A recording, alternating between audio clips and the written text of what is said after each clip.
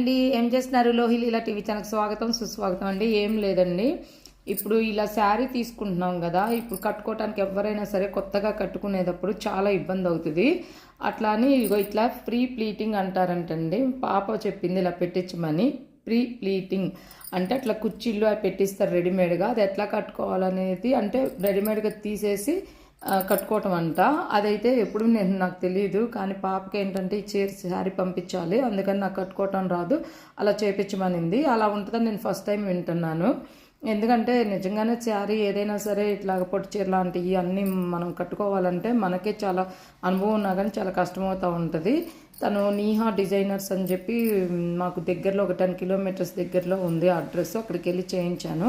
ఆమె ఎలా కట్టుకోవాలనేది నాకు వీడియో పంపుతానంది. ఆ వీడియో పంపినాక దాన్ని కూడా మీకు పోస్ట్ చేస్తాను.